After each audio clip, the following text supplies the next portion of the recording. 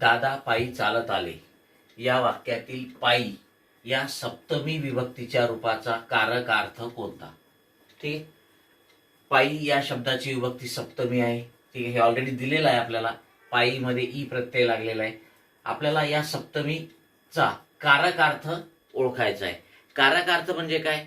एखाद्या नामाला किंवा सर्वनामाला विभक्तीचा प्रत्यय लागल्यानंतर त्याचा क्रियापदाशी जो संबंध येतो, ठीक आहे, त्याला कारक संबंध म्हणतात आणि त्यातून व्यक्त होणारा अर्थ जो आहे त्याला कारकार्थ म्हणतात.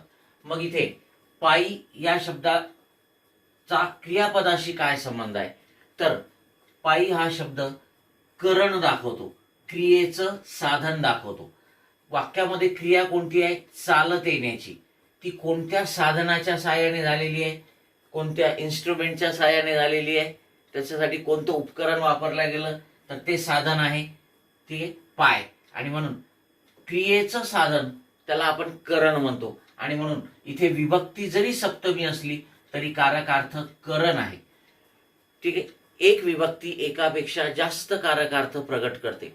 सप्तमीचा मुख्य कारकार्थ, ठीक आहे, जरी अधिकरण असला तरी सप्तमी विभक्ती दोन कारकार्थ प्रगट करते, अधिकरण आणि करण.